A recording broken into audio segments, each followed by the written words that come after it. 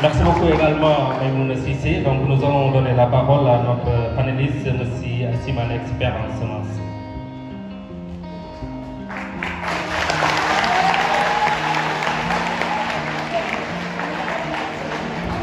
Sans plus tarder, elle a déjà fait ma présentation. Je vais envoyer un CV qui n'était pas actualisé parce que je n'ai pas assez de temps.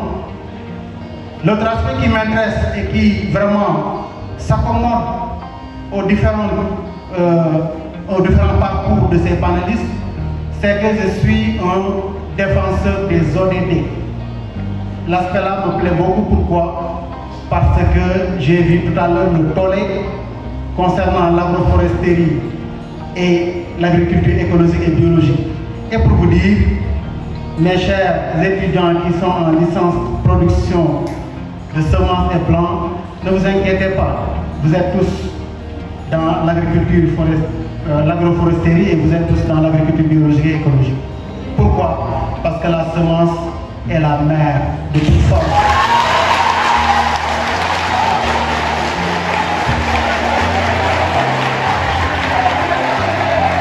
Donc nous sommes avec vous aujourd'hui pour parler réellement de ce thème-là, en ce qui me concerne en tant qu'expert semencier au niveau du Sénégal, mais aussi en Afrique de l'Ouest et centrale, bientôt Afrique du Sud et autres, donc pratiquement toute l'Afrique.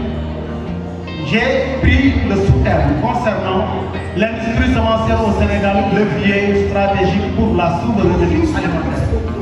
La souveraineté alimentaire fait buzz actuellement avec le projet du Sénégal, de Diomaye et de Sonko. Et cette souveraineté alimentaire, tant parler, tant invoqué dans les débats, ce n'est pas une mince affaire. Ce n'est pas une chose simple. Mais c'est possible. C'est bien possible. Et vous savez que l'agriculture repose essentiellement sur un support important qu'on appelle la terre. Et vous savez aussi que la terre ne trompe pas. Mais elle n'accepte point la tricherie. Il a déjà dit. On ne peut pas être là étudiant en agroforesterie, en agriculture biologique, durable en quelque sorte, et être là, il s'insérer, de ce pays, et pratiquement ne faire aucun effort dans la pratique durable. Là, dans ce cas, vous ne pourrez pas vraiment atteindre les compétences qu'il nous a parlé tout à l'heure. Je vais aller vite maintenant, puisqu'on n'a pas assez de temps. Alors, ici, on dit que la terre ne trompe pas, mais l'autre citation qui me plaît beaucoup, c'est que sans semence, pas de culture. Et pas de culture, pas de nourriture. Donc, toute la souveraineté alimentaire repose essentiellement sur la semence. Donc, sans la semence, vous ne pourrez guère et naguère atteindre la souveraineté alimentaire. Assez. Malheureusement, si on essaie de mettre le sujet dans son contexte, on essaie de comprendre un tout petit peu, on essaie d'invoquer et inviter les étudiants à réfléchir de manière claire, parce qu'un étudiant qui fait la formation doit être carrément différent de celui qui n'a pas fait la formation et qui est en train de faire l'agriculture. Donc cette touche de plus vient de là. Il faut d'abord comprendre ce que c'est l'industrie semencière. Et si on essaie de mettre le sujet dans son contexte, comme je l'ai dit tantôt, il faut comprendre d'abord la semence dans sa globalité, mais la semence aussi au Sénégal et quelle part le Sénégal occupe dans le marché semencier international. Si on essaie de faire cette étude, on voit que le Sénégal est tellement en rade en matière de semences. Le Sénégal est tellement en arrière. Le Sénégal est tellement dépassé par les autres pays.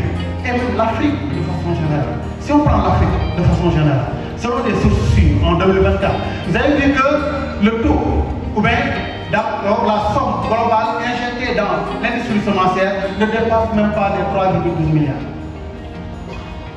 D'accord? Et en termes de pourcentage, l'Afrique ne pèse pas plus de 3% sur le marché semencier international. Ce qui est dommage. 3%. 3%. Et si on prend les 3%, c'est l'Afrique du Sud qui occupe les 46,2%. D'accord? les 46,2%. Et si on prend les autres pays, vous prenez les pays comme le Kenya, les pays comme le Nigeria, l'Égypte, etc., ce sont ces pays-là qui se partagent pratiquement des 50%. Le reste maintenant, le pourcentage très faible est partagé par les pays de l'Afrique de l'Ouest et particulièrement le Sénégal, Mali, etc. Donc vous avez vu qu'en termes de semences, on est tellement loin d'accord du classement mondial. Et c'est un problème. C'est vraiment problématique parce que quand on parle de géopolitique actuellement, on ne peut pas être autonome. On ne peut pas parler de souveraineté alimentaire sans parler forcément de souveraineté semencière. C'est impossible. Impossible. Donc, il nous faut beaucoup de travaux à faire. Sur ce, il y a la semence présente beaucoup d'intérêts, beaucoup d'avantages. Et si on essaie de voir l'importance de ces semences-là, on va voir que les étudiants ont déjà parlé de ces intérêts, je ne vais pas faire focus, mais il y a un élément très important concernant cet intérêt-là, c'est d'abord les changements climatiques avec l'adaptabilité des semences. Ils ont, les Massamba, ont organisé des débats en ligne et autres, Massamba et l'autre Massamba, Boileau aussi, et parler sur les OGM. J'ai vu beaucoup d'étudiants qui défendaient le contre et eux qui défendaient le pour. Mais savez-vous, si vous êtes en agroécologie, vous êtes en agriculture en agroforesterie et que vous voulez nourrir le Sénégal avec ce point, avec la démographie qui est galopante, excusez-moi, qui est galopante, qu'est-ce qui va se passer? Vous allez beau produire, mais vous n'aurez jamais de suffisance alimentaire.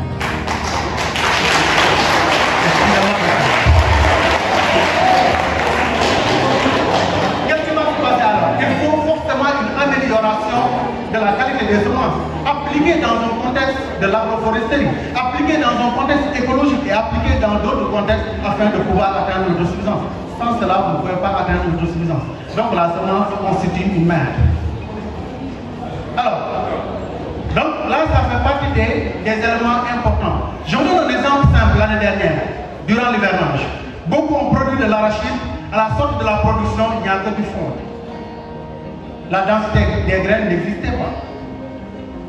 Et selon vous, ça doit être dû à quoi?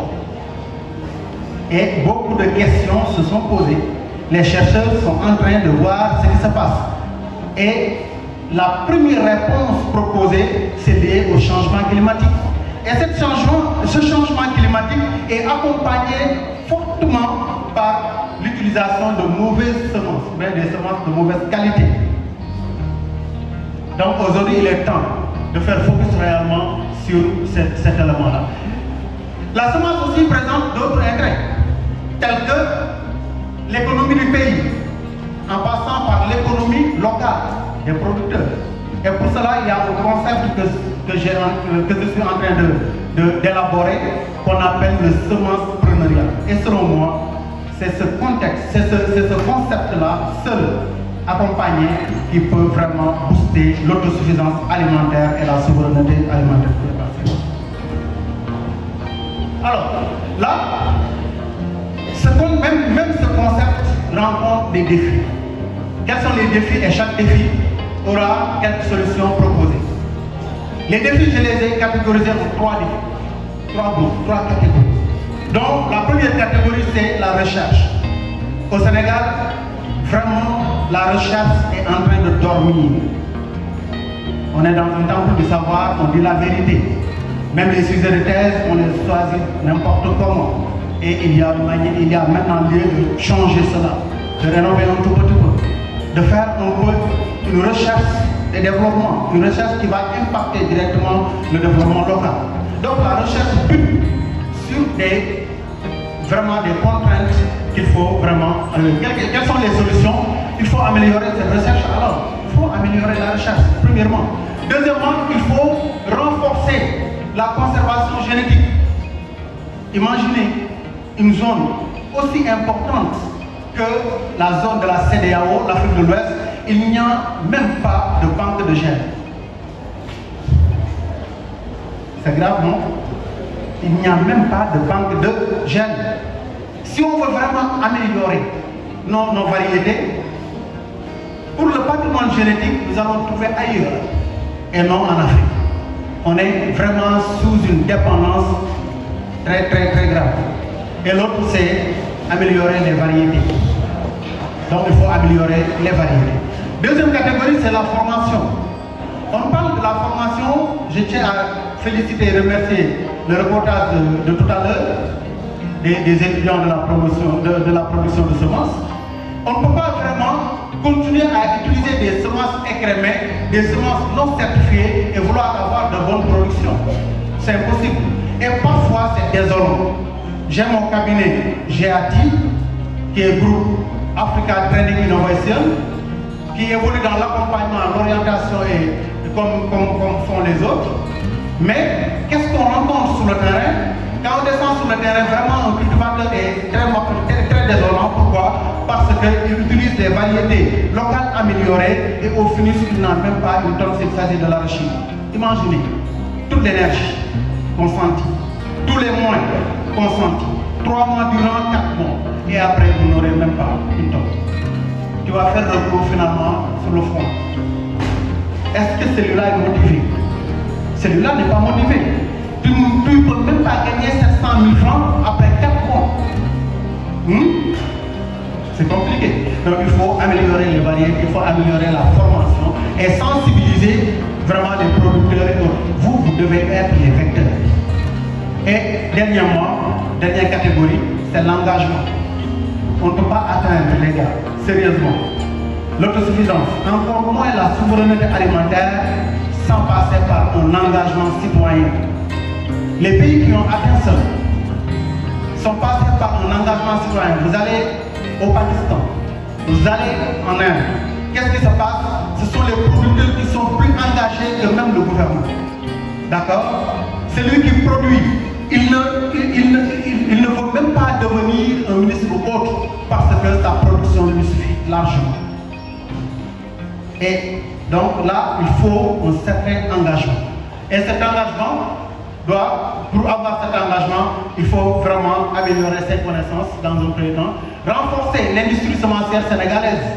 Et comment renforcer l'industrie semencière sénégalaise? C'est d'améliorer les SDR, les DRDR, mais aussi essayer de mettre en place ce qu'on appelle, booster ce qu'on appelle le semencepreneuriat.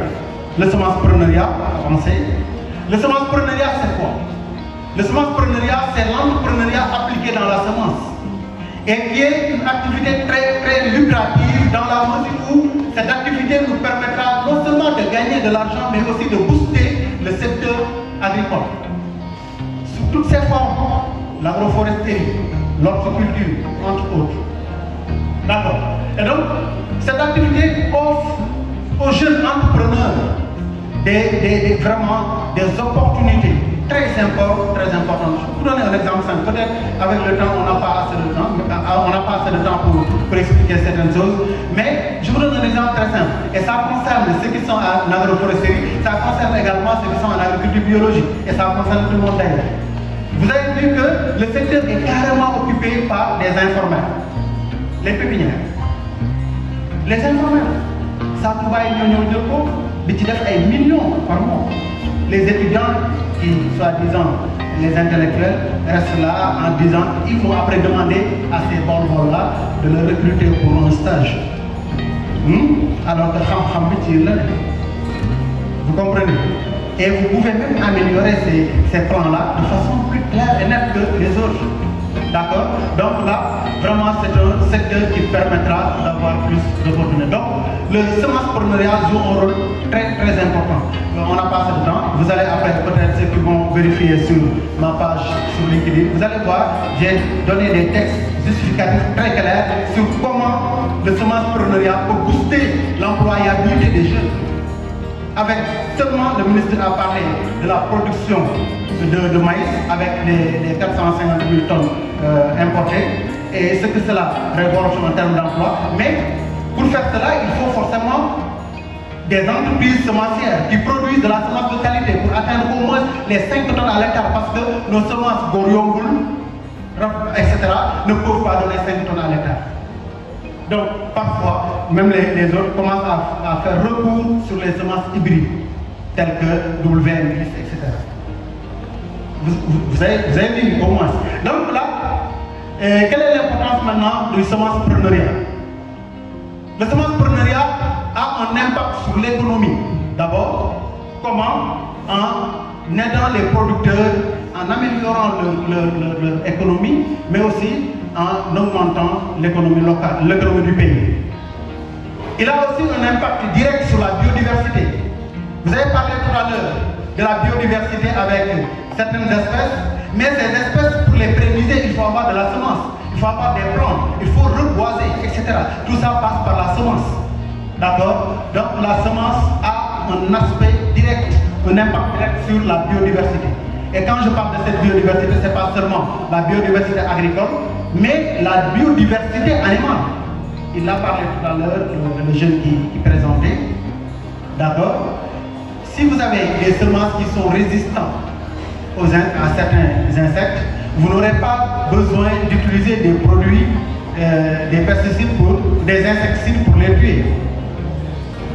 Mais il faut que la semence soit résistante. Si la semence n'est pas résistante, elle est huile, il faut nous railer. Vous comprenez? Pour le doute. Donc, l'amélioration là, donc ça a un impact direct sur la biodiversité. Ça a un impact sur l'alimentation. Le Sénégal importe beaucoup de tonnes de riz. Pourquoi? Parce qu'on ne produit pas assez. Le maïs aussi, on en importe. Pourquoi? Parce qu'on n'en produit pas assez.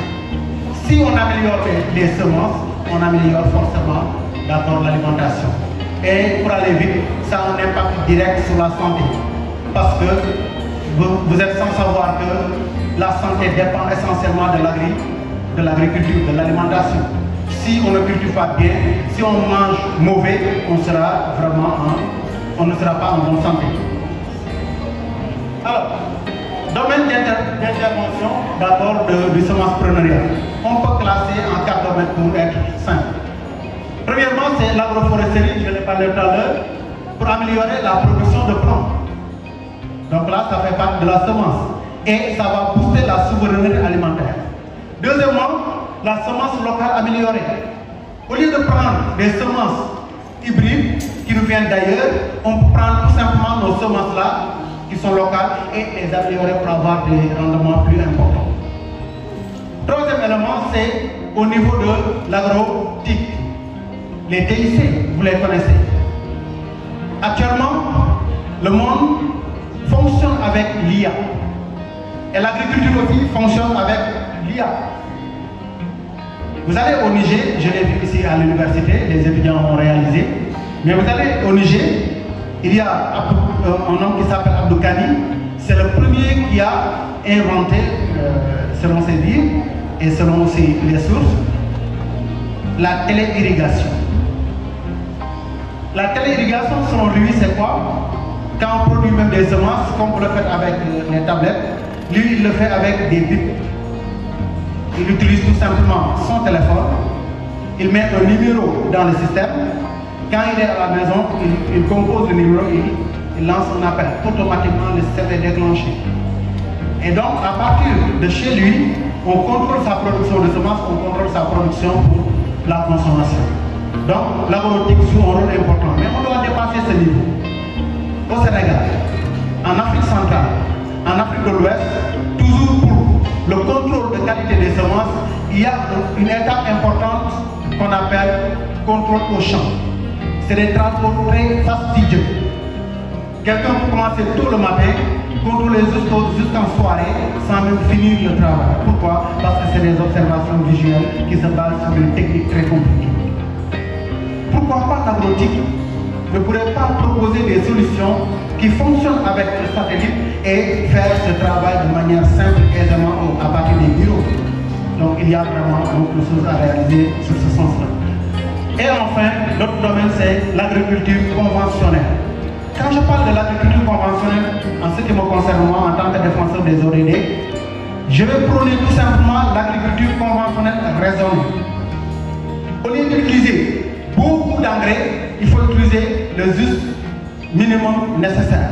ce qui permettra d'avoir carrément de bons rendements sans même avoir beaucoup d'impact résiduel basé sur le résiduel.